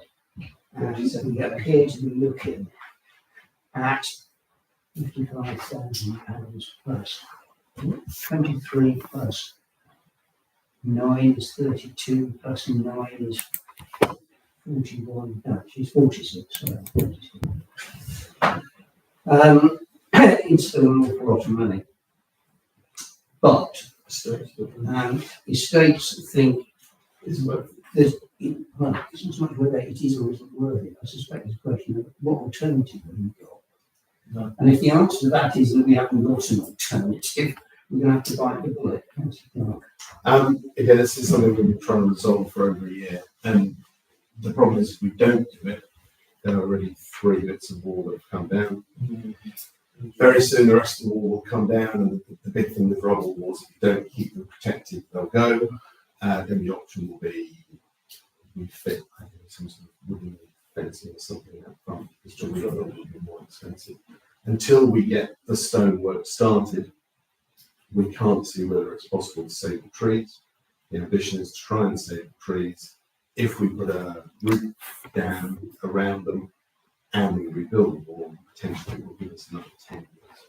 But we can't get that guarantee until we see how close the tree will start to open.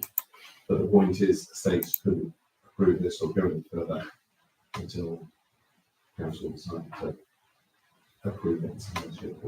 And I don't think there was enough in the budget or even in the budget for next year either to either. Yeah. The other problem is that we had one bit of wall that's gone already. There's a more serious bit. I can't remember that photo which one it is. I'll try and find it now. One of them could be left until later potentially, but certainly 2 of them are priorities and 3 of them are probably priorities. That's only one photo. That's right. Two questions. One, I think you've already answered, which is, do they all have to be done now? And you said 2 definitely, 1 probably. I think that's the recommendation. 3 definitely. I thought 1 probably. Okay. And have we got alternative quotes? Or have we just got this one quote from? We had an alternative quote, but he seems to have disappeared. So, Weldon and Stone are the people the school use, they're the people who use St. Peter's. They are the main line pointing buildings in the area, and they're probably having a look at something. But their advice on this has been very good, and they were quick to quote. No more questions. So that had a choice to do. Well, it doesn't really have a great deal of choice, other than possibly looking at what it says at the head of section D. This action is not as urgent as only moved to the top slightly, but I'm somewhat conscious of comments made by council made in slightly different context earlier this evening about stitches in time, saving life, etc. And when you look at that, that's only £5,500, only quote unquote £5,500. Are there sufficient funds in reserves to enable us? There are if we don't get any more electricity bills. Sorry, that's not funny at all. Just to put it in context, things will work out.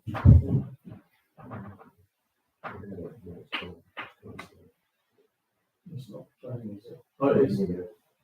So section B is the one that's gone already. We need to sort that out. That's all that's currently now a bit more stable because it's gone. Section D is the next one into town. Yeah. And then they're slightly. Section C is the next one. And section A is the one nearest that small pedestrian gate. Well, if I may just spend the money on the other three. Yeah. At the risk of seeming extravagant, it's almost worth saying that's as well because it's only £5,500. Yeah. My concern would be at the moment it's only £5,500. If I read this description and every other description, seems to be for about the same amount of water and it's twice as much. So we should do it all if we've got the reserves. And you told me before that we need to at least 3 months reserves. 3 minutes, yes, yeah. So if we can afford it, we have to do it. It's not in the States. And if we have to think about rebuilding reserves, we have to factor that in when we do our next preset. Mhm. It's in the town. Councillor Belton, is this your proposal? Yes. I'll second it. And that is to do everything. Yeah. So the proposal is we do all 4 registers of water. And take the funds from general reserves. Yes, take the funds from general reserves, proposed by councillor Clark, seconded by councillor Flood. All those in favour? The slightly heavy heart and raise my hand. Okay. Thanks. Councillor Clark. The next item is to receive the article for the outlet advertiser. 2 days ago about it anyway. So No, yeah, it's just so. well, I said we'd try and finish it by 9:30 and a certain amount of you've got pushing more or less. This is what I know. But at least I haven't reached any other relevant matters for reports on council work.